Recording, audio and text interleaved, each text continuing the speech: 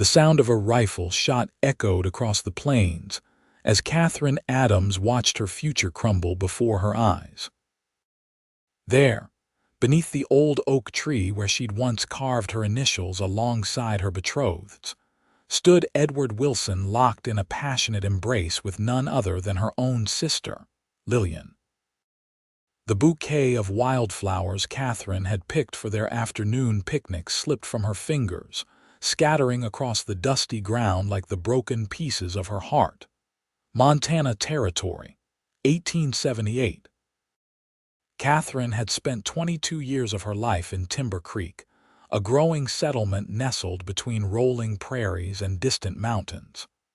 The daughter of a successful merchant, she had been courted by Edward Wilson, the banker's son, for nearly 2 years.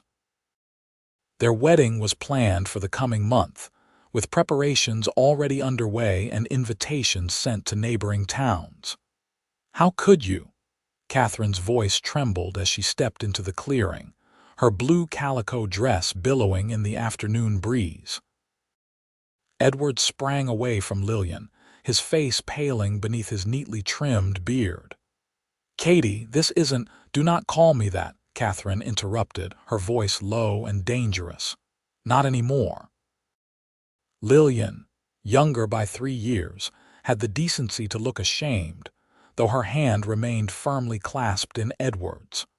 Her golden hair so similar to Katherine's shimmered in the sunlight that filtered through the oak leaves. "Katherine, please," Lillian began. "We didn't mean for this to happen."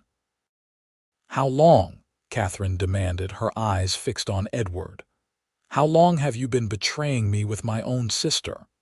Edward straightened his waistcoat, regaining his composure with remarkable speed. "Now, Katherine, there's no need for dramatics. These things happen, Lillian and I. We've discovered feelings that cannot be denied." 6 months, Lillian whispered, unable to meet Katherine's gaze. "Since Christmas." The revelation struck Katherine like a physical blow. Christmas, when Edward had presented her with a silver locket containing his portrait, promising eternal devotion. When he had dined with her family, sharing stories and laughter while his knee pressed against Lillian's beneath the table. "The wedding is off," Katherine declared, pulling the engagement ring from her finger. She hurled it at Edward's feet where it disappeared into the tall grass. "You deserve each other." She turned on her heel and marched away, ignoring their calls. Tears threatened, but Katherine refused to let them fall. Not here. Not where they could see her break. The walk back to town stretched before her like an eternity. With each step, Katherine's mind raced through the implications. The humiliation of calling off a wedding with only weeks to spare.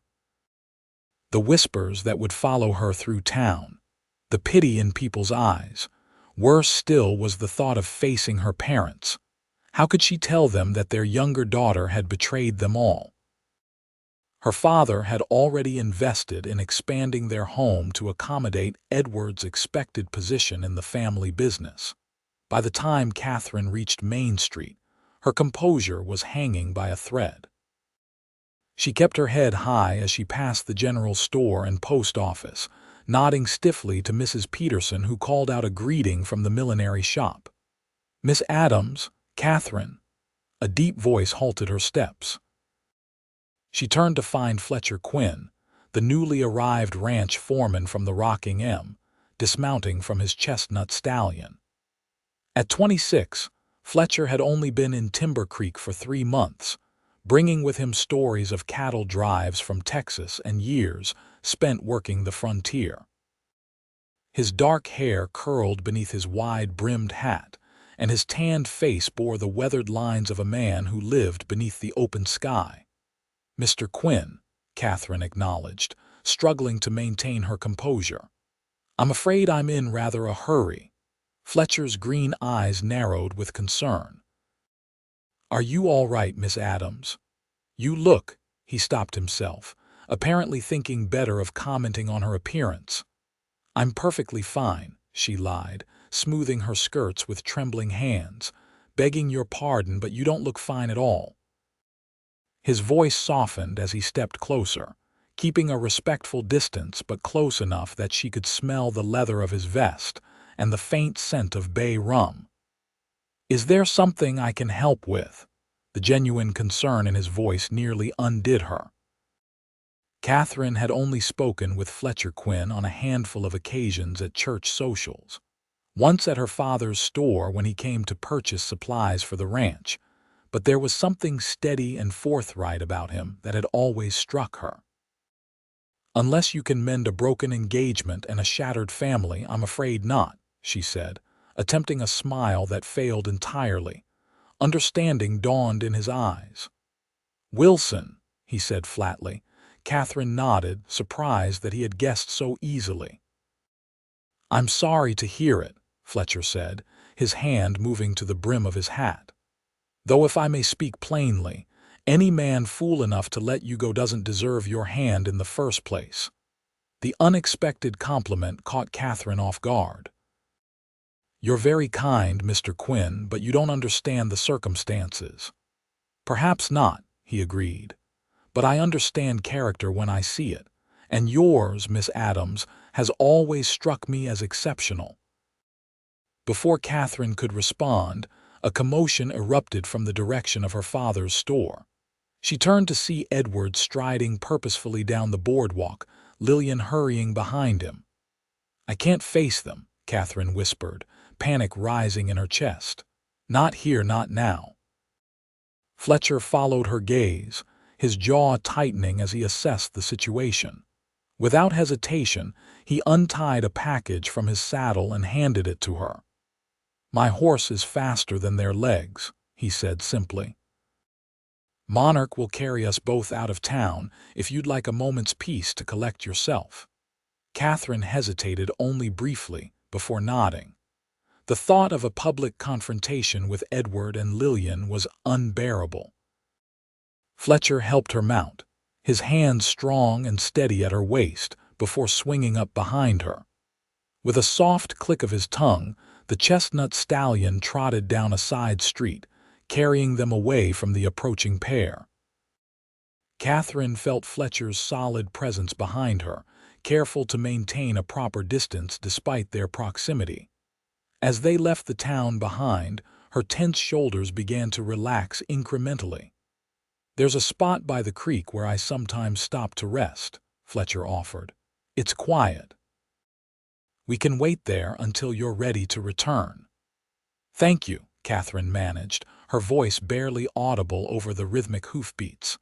They rode in silence for several minutes, following a well-worn trail that wound through stands of cottonwood trees.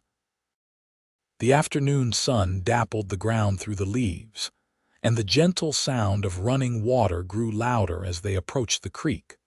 Fletcher guided Monarch to a grassy clearing beside the water and dismounted first, offering his hand to help Katherine down. She accepted, noticing the calluses on his palm, evidence of honest work and a life far removed from Edward's soft banker's hands. "Would you like to talk about it?" Fletcher asked as he loosened Monarch's cinch strap and led the horse to drink. Katherine sank onto a sun-warmed boulder, watching the clear water rush over smooth stones. "Edward has been involved with my sister for months, apparently." Fletcher's expression darkened. "Your sister?" That's he cut himself off, clearly searching for words that wouldn't offend her. "Unforgivable," Katherine supplied. "Cruel, heartless." "All of those," he agreed, leaning against a tree trunk with his arms crossed. Though I was thinking of less polite terms. Despite everything, Katherine found herself smiling faintly. "As was I, Mr. Quinn, as was I." "Fletcher," he corrected gently. "If we're sharing confidences, we might as well use Christian names." "Fletcher," she repeated. The name felt comfortable on her lips. "I'm Katherine." "I know who you are, Katherine Adams," he said with a quiet certainty that made her look up sharply. "I've known since my first Sunday in town, when you stood up to Mrs. Hollister for criticizing the widow Jenkins' children." Katherine flushed, remembering the incident. Mrs. Hollister had been particularly vicious about the Jenkins boys' worn clothing, and Katherine had calmly but firmly reminded her that charity began with kindness, not criticism. "You notice that?" "I notice a lot of things," Fletcher replied, his gaze steady. "Like how you always make sure the Palmer kids get candy when they come to your father's store, even when their mother can't afford it. Or how you taught Sarah Miller to read after school when the teacher gave up on her." Katherine was startled by his observations. "You've been watching me." "Not in any improper way," he assured her quickly. "Just appreciating what I saw." The frank admission touched something in Katherine, a place that Edward's practiced compliments had never reached. Fletcher Quinn saw her not the merchant's daughter or the future Mrs. Wilson, but her. "What will you do now?" Fletcher asked, breaking the silence that had settled between them. Katherine sighed, picking up a small stone and tossing it into the creek. "Face the music, I suppose, call off the wedding, endure the gossip." She paused, her throat tightening. "Figure out how to live under the same roof as my sister." Fletcher nodded thoughtfully. "The talking will die down eventually. Folks will find something new to whisper about." "And my sister?" "That's harder," he admitted. "But you've got steel in your spine, Katherine Adams. I've seen it. You'll find your way through." They remained by the creek for nearly an hour, talking quietly as the sun began its descent toward the western horizon. Fletcher told her about growing up in Missouri, about the cattle drive that had brought him north to Montana, and his hopes of someday having land of his own. Katherine found herself sharing dreams she'd never voiced to Edward of perhaps teaching school, of seeing more of the country than just Timber Creek. As twilight approached, Fletcher helped Katherine back onto Monarch for the return journey. This time, she was acutely aware of his presence behind her, the respectful way his hands held the reins without touching her, the warmth of him at her back. "I can take you directly home if you'd prefer," he offered as they neared town. Katherine considered the option. By now, word of the broken engagement would have spread through Timber Creek like wildfire. Her parents would be waiting, demanding explanations. Lillian would be there, perhaps with Edward at her side. "No," she decided. "The store first. I need to speak with my father before facing the rest of the family." Fletcher nodded and guided Monarch toward Adams' general merchandise. The main street was quieter now, with most businesses closed for the evening, though light still spilled from the saloon and hotel windows. As expected, her father's store was dark, closed for the day. But a lamp burned in the back office, visible through the window. Katherine knew her father would be there, finishing the day's accounts as he did every evening. Fletcher helped her dismount, his hands lingering briefly at her waist. "Will you be all right?" "I don't know," Katherine answered honestly. "But I have to face this sooner or later," he nodded, understanding in his eyes. "If you need anything at all, you know where to find me." "Thank you, Fletcher, for everything today." He touched the brim of his hat in acknowledgement, then hesitated. "Katherine, I know this isn't the right time, but once the dust settles, I'd be honored if you'd allow me to call on you properly." The unexpected offer caught her by surprise. "You would, even after all this scandal?" "Especially after," he said firmly. "A woman who holds her head high through something like this is exactly the kind of woman worth courting." Despite the chaos of the day, Katherine felt a small flicker of warmth in her chest. "I think I'd like that, Fletcher." With a final nod, he mounted Monarch and turned the horse toward the livery stable. Katherine watched him go, then squared her shoulders and unlocked the store's front door with the key she always carried. The bell above the door jingled softly as she entered. "Papa," she called, making her way through the darkened shop toward the light in the back. Joseph Adams looked up from his ledger as she entered the office, his weathered face lined with concern. "Katherine, we've been worried sick. Your mother sent your brother to look for you hours ago." I needed time to think, she said, sinking into the chair across from his desk. Her father studied her face in the lamplight. So it's true, then. What Edward came to tell us, Catherine's hands clenched in her lap. What exactly did Edward say? That the engagement is off. That he and Lillian have formed an attachment. Joseph's voice hardened. He had the gall to ask for my blessing to court your sister instead. And what did you tell him? Catherine asked, barely breathing. Her father's fist came down on the desk, rattling the inkwell. I told him to get out of my house and never darken our doorstep again. What kind of man does he think I am? What kind of father would I be to allow such a thing? Relief washed over Catherine. She had not doubted her father's love, but in small towns like Timber Creek, practical considerations sometimes outweighed sentiment. Edward was still the banker's son, a good match for any merchant's daughter. And Lillian? She asked quietly.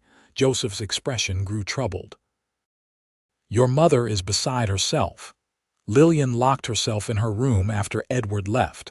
This will be difficult for everyone, Catherine. But know this, he reached across the desk to take her hand. You have done nothing wrong. The shame is theirs, not yours. Catherine squeezed her father's hand gratefully. There's something else you should know. Fletcher Quinn escorted me today when I needed to escape. He's asked permission to call on me once this all settles. Joseph's eyebrows rose. Quinn, the foreman from the Rockingham. At Catherine's nod, he continued, he's a good worker from what I hear. Honest. Ambitious, he paused. Not as established as Wilson, of course. No, Catherine agreed, but perhaps with more character. Her father studied her for a long moment, then nodded slowly. Character counts for a great deal in this life, more than bank accounts and family connections when it comes to true happiness. He smiled faintly. Tell Quinn he's welcome in our home if that's what you want. It is, Catherine said, surprised by the certainty she felt. Not right away, but... Yes. The next 2 weeks passed in a blur of painful adjustments and whispered conversations that stopped whenever Catherine entered a room. As Fletcher had predicted, the gossip was relentless. Some blamed Catherine, suggesting she must have driven Edward away. Others condemned both Edward and Lillian as heartless betrayers. A few practical souls simply shrugged and remarked that these things happened sometimes, and wasn't it better to discover the truth before vows were exchanged at home? The atmosphere was unbearably tense. Lillian remained mostly in her room, emerging only for meals which passed in strained silence. Their mother, Martha Adams, vacillated between tearful disappointment in her younger daughter and anxious concern for Catherine's prospects. You're 22 now, Martha reminded her during one particularly difficult evening. If you don't secure another match soon. Martha, Joseph warned from the head of the table. Catherine has time. Catherine pushed her untouched stew around her plate. I'm not concerned about finding a husband at the moment, Mother. Well, you should be, Martha insisted. The Quinn boy is interested, your father says. He's not what we hoped for you, but under the circumstances, that's enough, Joseph interrupted firmly. Catherine will make her own decisions about Fletcher Quinn or any other suitor. Lillian, who had been silently picking at her food, suddenly looked up. Edward asked me to marry him, she announced. The table fell silent. Catherine's spoon clattered against her plate. Absolutely not, Joseph said, his voice dangerously quiet. I've made my position on that match perfectly clear. I'm 19, Lillian countered, her chin lifting defiantly, old enough to make my own choice. While you live under my roof, then perhaps I won't live under your roof much longer. Lillian pushed back from the table and fled upstairs, leaving her family in stunned silence. Catherine excused herself moments later, unable to bear the weight of her mother's distress and her father's anger. She retreated to the small garden behind their house, sitting on the bench beneath the apple tree that had been her sanctuary since childhood. The creak of the garden gate made her look up. Her younger brother Matthew, 16 and growing too fast for his clothes, approached hesitantly. "Katie." "Are you all right?" She made room for him on the bench. "As all right as can be expected, I suppose." Matthew sat beside her, his lanky frame awkward with adolescence. "Lillian's packing a bag," he reported. "I think she means to leave tonight." Katherine closed her eyes briefly. "To go to Edward." "I reckon so." They sat in silence for a few minutes, listening to the chirp of crickets and the distant piano music from the hotel down the street. "She's making a mistake," Katherine finally said. "Not just because of what they did to me, but because Edward isn't what he seems. He'll break her heart too, eventually." "Should we stop her?" Matthew asked. Katherine considered the question carefully. No, she decided. She wouldn't listen anyway, and perhaps she needs to discover the truth for herself. Later that night, Katherine heard the soft scrape of Lillian's window opening and the thud of a carpet bag being lowered to the ground. She didn't rise from her bed, didn't go to the window to watch her sister's silhouette disappear into the darkness. Instead, she stared at the ceiling, wondering why the pain of this final betrayal felt almost like relief. Morning brought confirmation of Lillian's departure in the form of a note left on the kitchen table. Katherine found her mother weeping over it while her father paced the room, his face thunderous. "She's gone to stay with Edward's aunt in Helena," Martha managed between sobs. "They plan to marry there next month." Katherine picked up the note, reading her sister's familiar handwriting. "Dearest family, I know you cannot forgive me now, but I hope someday you will understand that love cannot always follow the paths we expect. Edward and I never meant to hurt Katherine. What happened between us was not planned, but once we recognized our feelings, we could not deny them. I have gone to Helena to stay with Edward's Aunt Margaret until our wedding. Please do not try to find me or change my mind. This is where my heart leads me. With deepest regrets and enduring love, Lillian Katherine folded the note carefully and handed it back to her mother. "She's made her choice," she said quietly. "Joseph, we must go after her," Martha pleaded. "She's too young to understand what she's doing." "She's old enough to know right from wrong," Joseph replied grimly. "And she's chosen wrong." Katherine touched her father's arm. "Let her go, Papa. Bringing her back by force won't change her mind or her heart." Joseph looked at his elder daughter, his anger giving way to sorrow. "When did you become so wise, Katie?" "Not wise," Katherine corrected with a sad smile. "Just learning to accept what cannot be changed." The following Sunday, Fletcher Quinn was waiting outside the church after services, his hat in his hands and his boots freshly polished. Katherine felt the stares and whispers as she approached him, but the warm smile that lit his face pushed all other concerns aside. "Miss Adams," he greeted her formally, mindful of the watching congregation. "I was hoping I might escort you home with your parents' permission." Joseph nodded his approval while Martha assessed Fletcher with newfound interest. After the briefest hesitation, Katherine took Fletcher's offered arm, feeling a spark of defiance as they walked past Mrs. Hollister and her gossiping friends. "You're causing quite a stir," Fletcher murmured, amusement coloring his voice.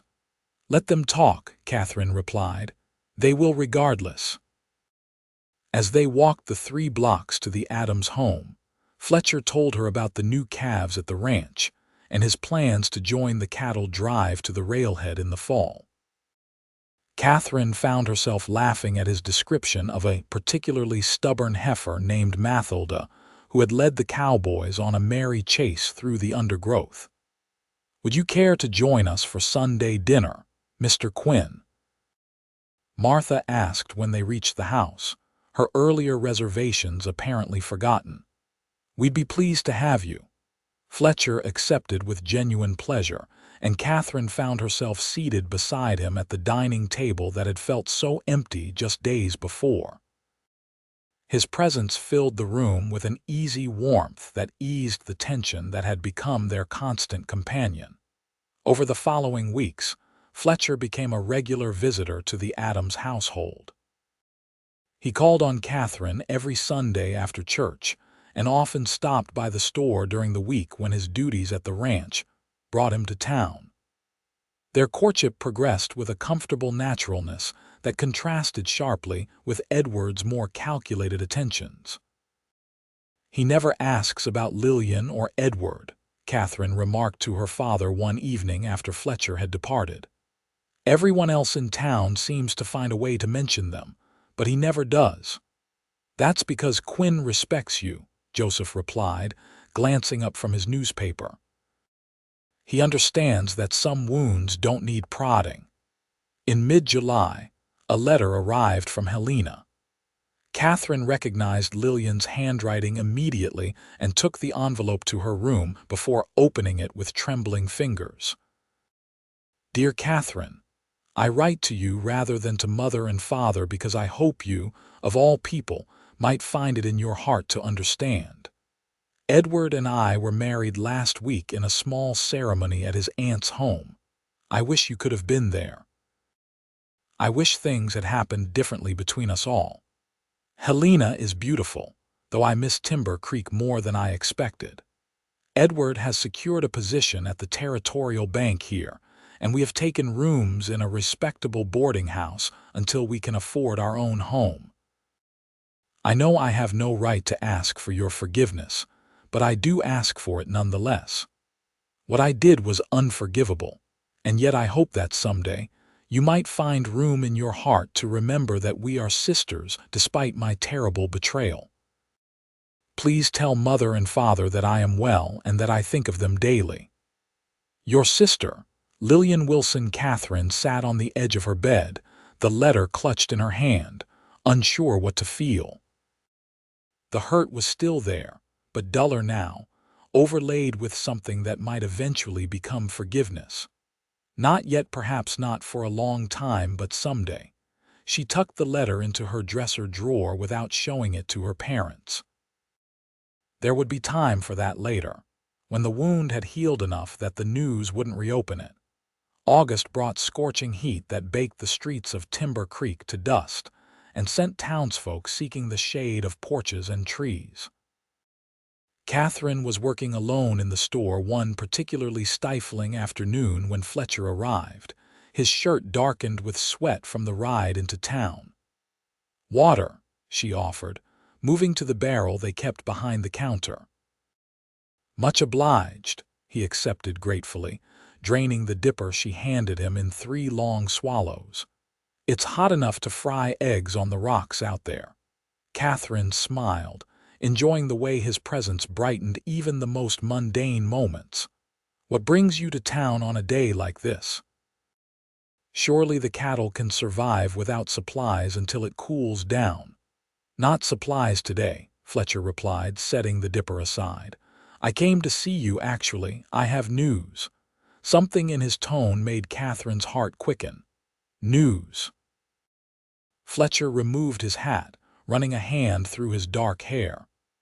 "John Morgan is selling the north section of the Rockingham, 500 acres, including the creek and the old Perkins cabin." "And," Katherine prompted, sensing there was more.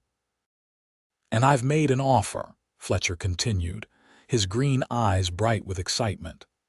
"I've been saving every penny since I started working cattle, living lean and putting it all aside. It won't be the biggest spread in the territory, but it's good land. Enough to start a decent herd of my own." "Fletcher, that's wonderful," Katherine exclaimed, genuinely happy for him. "Your own ranch that's been your dream since you arrived here." "Part of my dream," he corrected, stepping closer to the counter that separated them. "But only part." Katherine felt a flush rising in her cheeks at the intensity of his gaze. "What's the other part?" Instead of answering, Fletcher reached into his pocket and withdrew a small object. He placed it on the counter between them, a simple gold band, unadorned but beautifully crafted. "This was my mother's," he said quietly. "My father gave it to her when they had nothing but hope and hard work ahead of them. I'd like to give it to you, Katherine Adams, if you'll have it and me." Katherine stared at the ring, her heart hammering against her ribs. "Fletcher, I know it's not as fine as what Wilson gave you," he continued, a hint of uncertainty creeping into his voice. "And I know the timing might seem too soon after everything that's happened. But I've never been more certain of anything in my life than I am of my feelings for you." Katherine reached across the counter to take his calloused hand in hers. "The timing is perfect," she said softly. "And the ring is perfect because it comes with no deceit, only honesty and hard work, just like you." Fletcher's face broke into a smile that transformed his features. "Is that a yes?"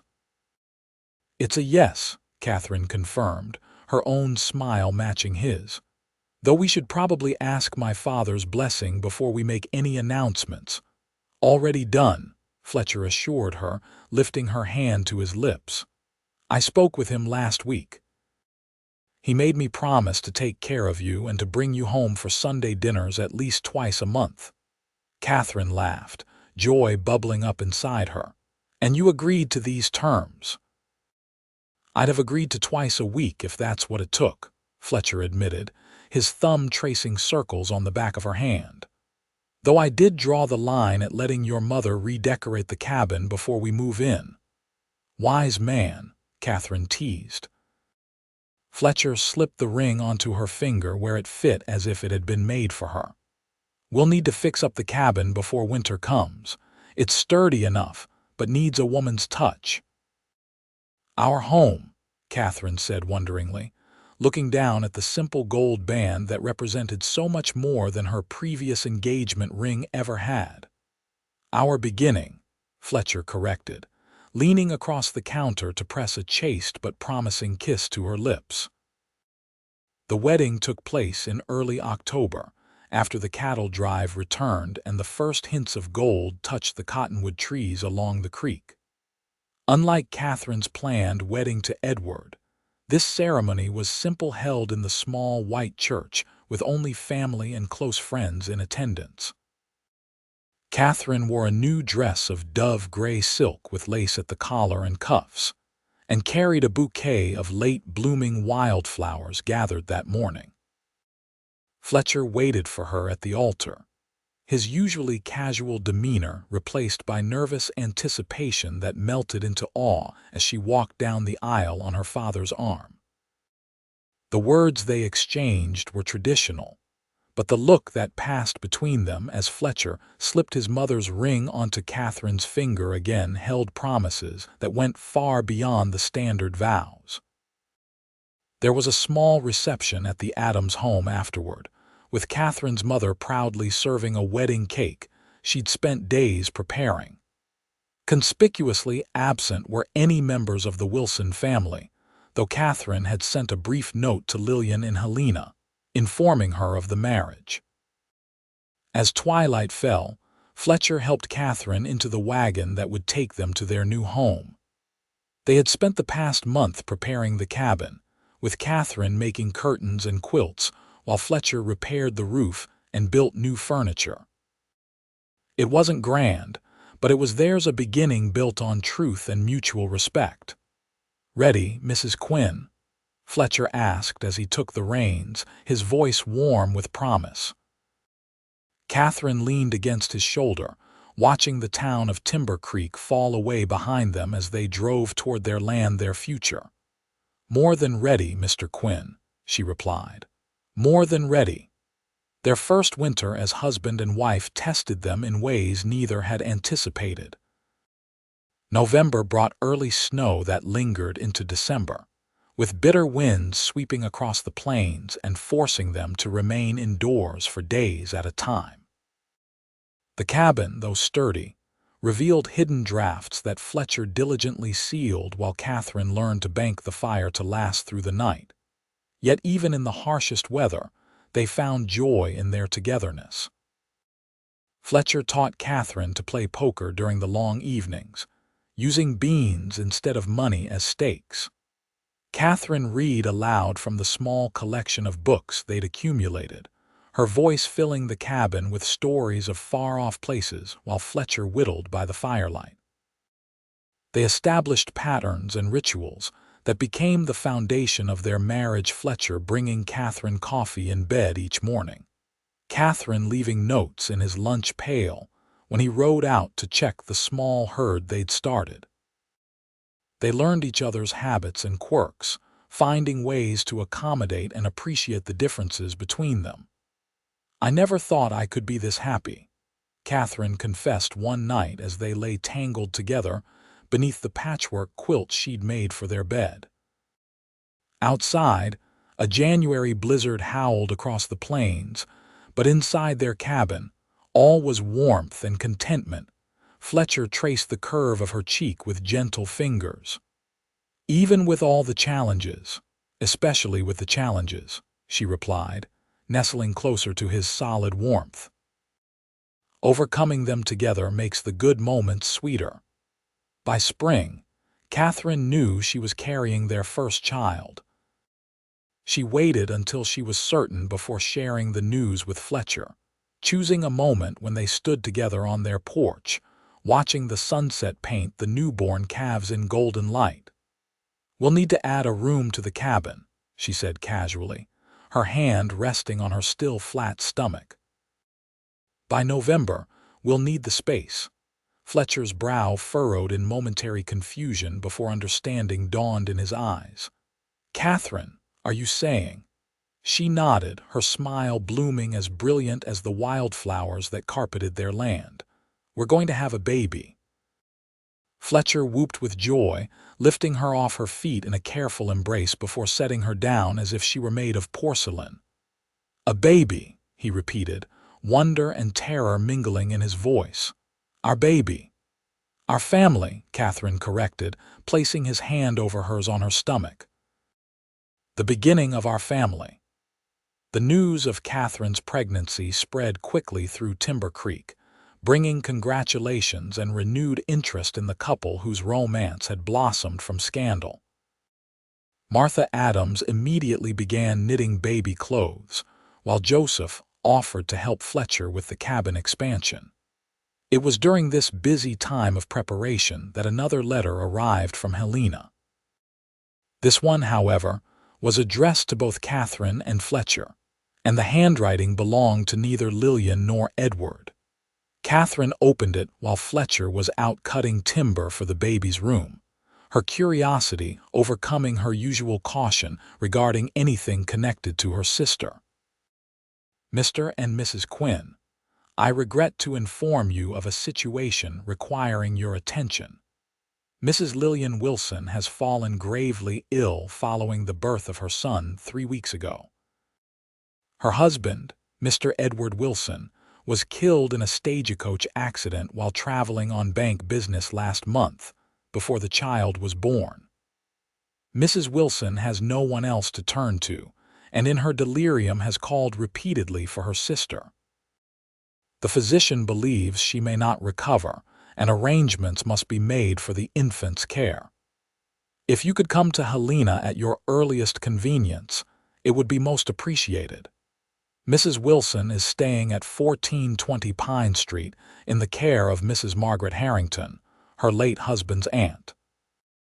Respectfully yours, Dr. Thomas Bradford. Katherine sank into a chair, the letter trembling in her hands. Lillian, a widow and mother, possibly dying. Edward gone. A baby boy, her nephew, with no one to care for him. When Fletcher returned an hour later, she silently handed him the letter. He read it quickly, his expression grave. "We need to go to Helena," he said simply. Katherine nodded, tears filling her eyes. "Yes. Can you travel, with the baby coming?" His concern was evident in the furrow of his brow.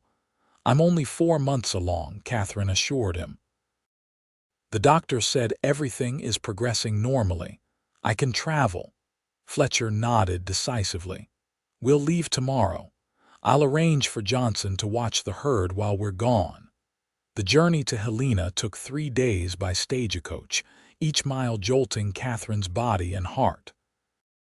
She had not seen Lillian in nearly a year, had not fully forgiven her for the betrayal that had shattered their family.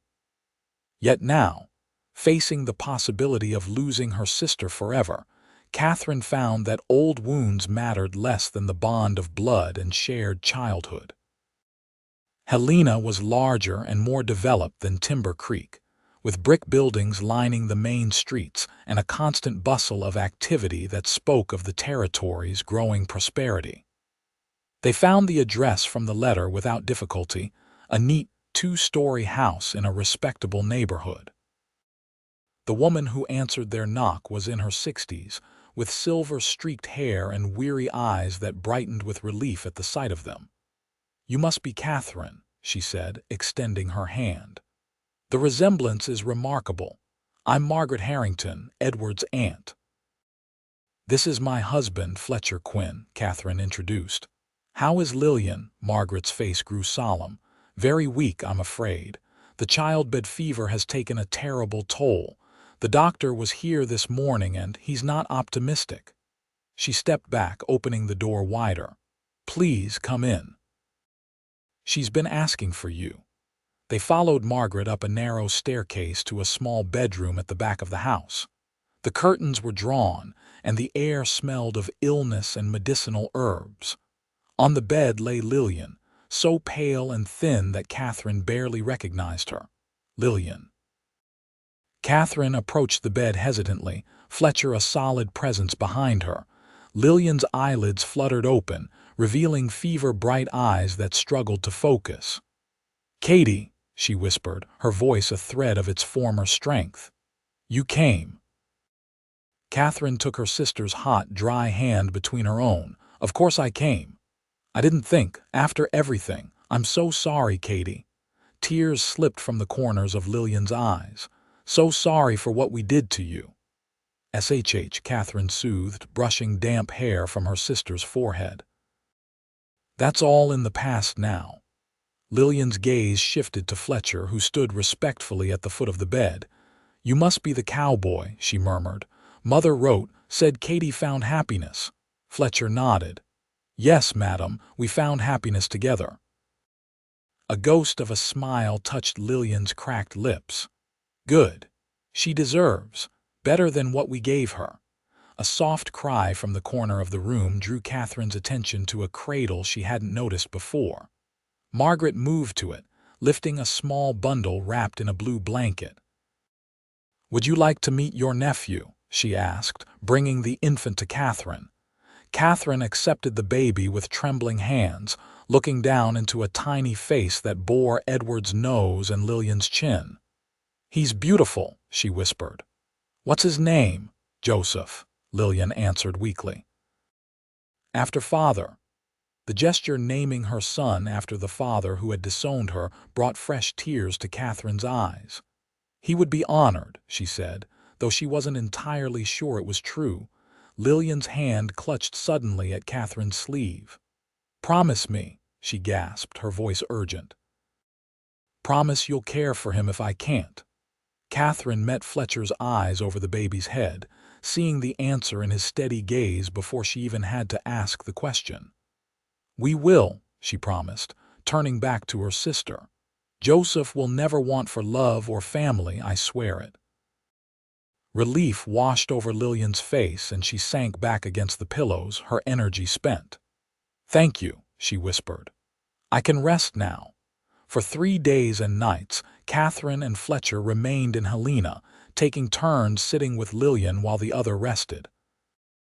Margaret proved to be a kind and practical woman who had already grown attached to the infant Joseph, but recognized her limitations as a caregiver at her age. "Edward was my only nephew," she explained as she and Katherine sat in the kitchen, preparing a broth for Lillian. "I was glad to provide a home for him and Lillian when they arrived, but I never expected this." She sighed heavily. "Edward left some money, but not much. The bank position wasn't as lucrative as he'd hoped, and he'd made some unwise investments." "What will you do now?" Katherine asked gently. Margaret smiled tiredly. "I've been considering moving to California. My sister has been urging me to join her in San Francisco for years. With Edward gone, there's nothing keeping me in Montana anymore." On the morning of the fourth day, Lillian seemed to rally. Her fever broke during the night, and she was able to sit up and take some broth. Dr. Bradford, visiting for his daily check, cautioned against too much optimism, but admitted that it was a positive sign. "Katherine," Lillian said that afternoon as they sat together, baby Joseph sleeping in Katherine's arms.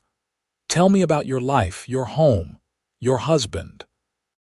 So Katherine did, describing the cabin by the creek, the small herd of cattle that Fletcher was building, the garden she had planted in the spring.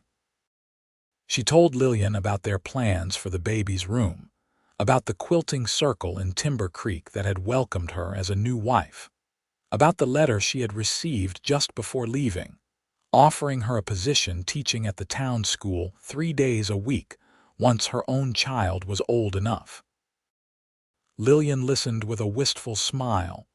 "It sounds wonderful," she murmured, "so different from what I imagined for us, but wonderful." "It is," Katherine agreed, "different but right."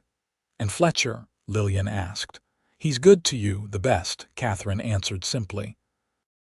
"He's honest and kind and strong in all the ways that matter." Lillian nodded, her eyes drifting to where Fletcher stood in the doorway, having just returned from errands in town. "I'm glad," she said. "So glad." That night, while Fletcher took his turn watching over Lillian, Katherine wrote a long letter to her parents, explaining everything that had happened and their intention to bring Joseph home with them when Lillian recovered enough to travel. She didn't ask for their forgiveness of Lillian, knowing that would take time, but she did ask for their acceptance of their grandson. When Katherine relieved Fletcher at dawn, she found Lillian sleeping peacefully, her breathing more regular than it had been since their arrival. For the first time, Katherine allowed herself to hope that her sister might truly recover, that Joseph might know his mother's love as well as his aunt and uncle's care. But it was not to be. When Dr. Bradford arrived for his morning visit, he found that while Lillian's fever had broken, the infection had weakened her heart beyond repair. She slipped away quietly just after noon, with Katherine holding one hand and Fletcher the other, baby Joseph sleeping peacefully in his cradle, unaware that his world had changed forever. The funeral was small and dignified, arranged by Margaret with input from Katherine. Edward had been buried the month before in the same cemetery, and Lillian was laid to rest beside him, their brief marriage and shared tragedies uniting them in death as in life. "What happens now?" Margaret asked as they stood in her parlor after the service, baby Joseph cradled against Fletcher's broad chest with surprising naturalness. "We take Joseph home," Katherine said simply. "We raise him as our own, alongside his cousin." She placed a protective hand over her growing belly. Margaret nodded, relief evident in her tired face. "I've gathered his things, what little he has, and there are some papers. Edward's will, what remains of their accounts. It isn't much, but it rightfully belongs to Joseph when he's of age. We'll keep it safe for him," Fletcher promised. "And we'll make sure he knows about his parents when he's old enough to understand." The journey back to Timber Creek was slower and more careful than their hasty trip to Helena had been. Baby Joseph proved to be a good traveler, soothed by the rocking of the stagecoach and the deep rumble of Fletcher's voice as he told stories to pass the time. Katherine watched her husband with the infant, marveling at the gentleness in his calloused hands and the patience in his eyes when Joseph fussed. "You're a natural," she remarked during one stop to change horses. Fletcher smiled ruefully. "Not sure I'd go that far. But I had 7 younger siblings back in Missouri. Reckon some of those skills are coming back to me." "He's lucky to have you," Katherine said softly. "We both are." Fletcher's free arm wrapped around her shoulders, pulling her close. "Family isn't always what we expect, Katherine. But we'll make a good one, you and me. For Joseph, for our little one on the way, and for any others that might come along." Katherine leaned into his strength, finding comfort in the steady beat of his heart beneath her ear. "Yes," she agreed. "We will." News of their return and the addition to their family spread through Timber Creek before they'd even reached the outskirts of town. By the time Fletcher guided the rented wagon down Main Street toward the general store, a small crowd had gathered, curious to see the baby and hear the story firsthand. Martha Adams burst into tears at the sight of her grandson, reaching for him with trembling hands. Joseph, to Katherine's relief, went willingly to his grandmother, staring up at her with solemn blue eyes that held no recognition but no fear either. Joseph Adams' reaction was more measured, his grief for his younger daughter warring with his joy at this unexpected grandson. "He has Lillian's chin," he said gruffly, one finger gently tracing the baby's face. "And her spirit, I think," Katherine added. "He hardly cries, but when he does, the whole world knows about it." That evening, as they finally returned to their cabin with Joseph, Katherine felt the weight of the past week settle fully upon her shoulders. While Fletcher settled the baby in the cradle he had hastily constructed before their departure for Helena, Katherine stood in the doorway of their home, watching the sunset paint the distant mountains in shades of purple and gold. "Are you all right?" Fletcher asked, coming to stand behind her, his arms encircling her expanding waistline. Katherine leaned back against him, drawing strength from his solid presence. "I will be," she answered honestly. "It's a lot to process. Lillian, Edward, Joseph, everything that's happened. Too much." Fletcher's voice held a note of concern. "Taking on Joseph, I mean, with our own little one on the way." Katherine turned in his arms to face him. "No," she said firmly. "Joseph belongs with us. He's family." Fletcher's smile was gentle as he brushed a strand of hair from her face. "You're an extraordinary woman, Katherine Quinn. Most would find it impossible to raise the child of the sister and man who betrayed them." "Joseph didn't betray anyone," Katherine pointed out. "He's innocent in all this. And perhaps this is how healing truly begins. Not by forgetting the hurt, but by finding love that's stronger than the pain." Fletcher's kiss was tender, a silent affirmation of her words and a promise for their future. "Then we'll build that love together," he murmured against her lips, "day by day for all our children." From the cabin, Joseph's hungry cry rose into the evening air. Katherine smiled against Fletcher's chest, feeling the rightness of this moment, this life they were creating together. "Day by day," she agreed, taking his hand as they turned toward the sound of their nephew, their son, and the beginning of their family's next chapter. The years that followed brought changes and challenges that tested the foundation Katherine and Fletcher had built. Their daughter Emma arrived in November, a robust baby with her father's green eyes and her mother's determined spirit. Joseph grew into a sturdy toddler with a sunny disposition that charmed everyone in Timber Creek, the circumstances of his birth gradually fading from local gossip as he became simply one of the Quinn children. When Emma was 2 and Joseph 3, Katherine gave birth to twins Michael and Sarah, who arrived during a spring thunderstorm that nearly prevented Fletcher from reaching the doctor in time. The cabin, already expanded once for Joseph, required another addition to accommodate their growing family. "We're going to need a bigger house at this rate," Fletcher remarked one evening as they watched all 4 children playing on the porch. The ranch had prospered under his careful management. The original 500 acres now expanded to nearly 1,000, with a respectable herd of cattle and several fine horses.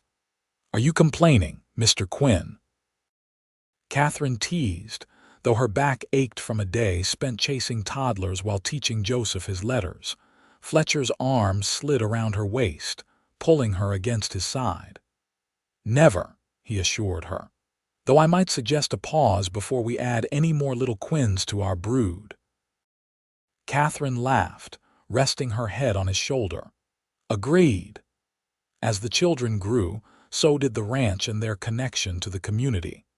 Fletcher was elected to the town council when Joseph was 7, his straightforward manner and fair judgment earning him respect throughout the county. Katherine continued teaching part-time at the school, her natural affinity for education making her a favorite among students and parents alike.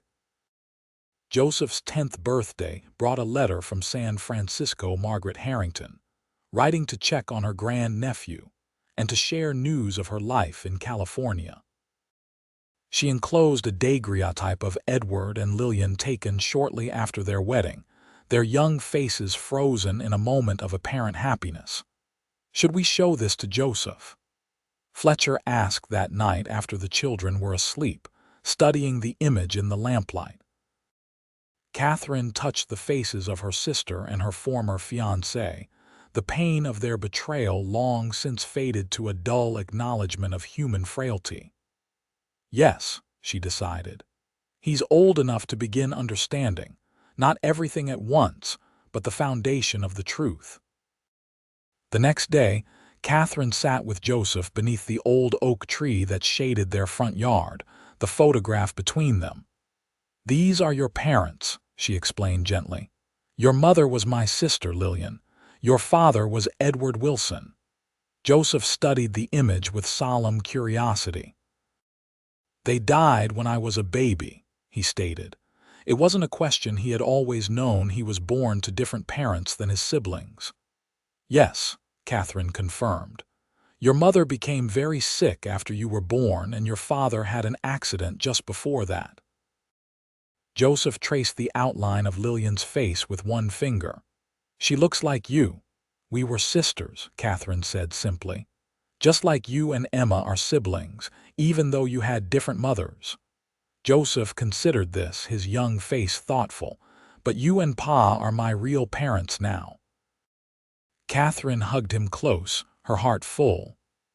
"Yes, Joseph, we are your real parents in all the ways that truly matter." As he grew into a teenager, Joseph occasionally asked more questions about his birth parents, which Katherine and Fletcher answered with as much honesty as was appropriate for his age. They never hid the fact that his parents had married under difficult circumstances, but they also never revealed the full extent of the betrayal that had brought Edward and Lillian together. "Some stories belong to the past," Fletcher said when Katherine wondered if they should tell Joseph everything once he reached adulthood. "What matters is that he came to us and that we love him as our own. The rest is just history." By the time Joseph turned 18, the Quinn Ranch had become one of the most prosperous in the territory. The original cabin, expanded and improved over the years, had been replaced by a comfortable 2-story home with enough bedrooms for their growing children and the occasional guest. Katherine's parents visited regularly, Joseph Adams having finally retired from the store and turned it over to Matthew's capable management.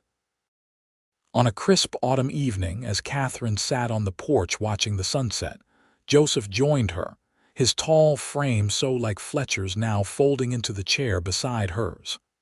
"I've been thinking, Ma," he began, his voice deep with emerging manhood, "about college in Denver." Katherine nodded, having expected this conversation. Joseph had always been studious, devouring books and showing an aptitude for mathematics that suggested a different path than ranching. "Your father and I will support whatever decision you make," she assured him. Joseph's fingers twisted the edge of his shirt, a gesture so reminiscent of Lillian that Katherine's heart caught. "Before I go, if I go, I'd like to know more about them, about what really happened." Katherine met his earnest gaze, seeing the man he was becoming beneath the boy she had raised. "What would you like to know?" "Everything," he said simply. "I'm old enough now, aren't I?" Catherine sighed, looking out over the land that had given her family so much joy and prosperity. "Yes," she agreed, "you are." That night, after the younger children were asleep, Catherine and Fletcher sat with Joseph in the study, the photograph of Edward and Lillian on the table between them alongside Lillian's letters and the legal papers Margaret had given them years before.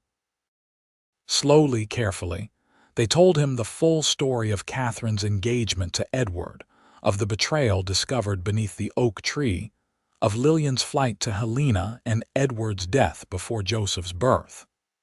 They spoke of forgiveness found and family forged from painful beginnings. Joseph listened without interruption, his expression thoughtful rather than angry or hurt. When they finished, he was quiet for a long moment before speaking. "Thank you," he said finally, "for telling me the truth, and for loving me despite how I came to be." Fletcher's hand clasped Joseph's shoulder firmly. "You are our son," he said, his voice rough with emotion.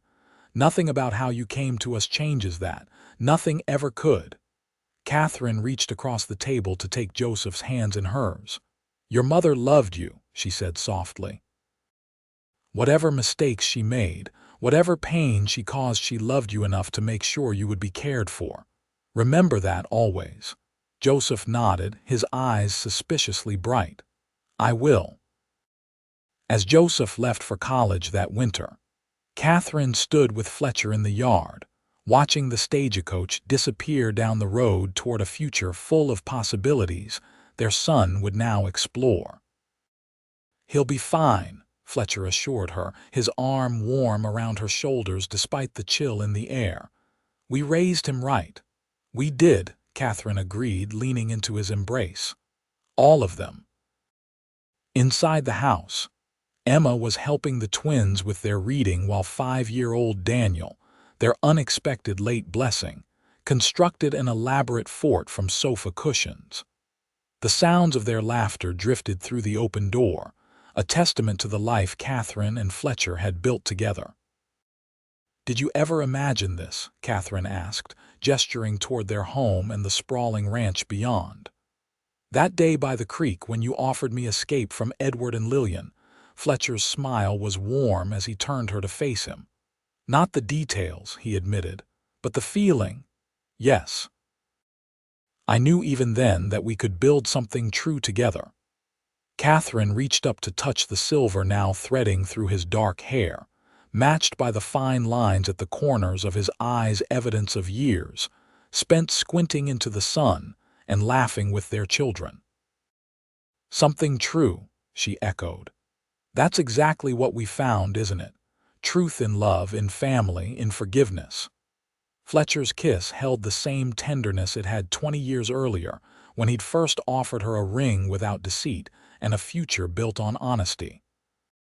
"Truth," he agreed as they turned toward their home and the family waiting inside. "And it's made all the difference."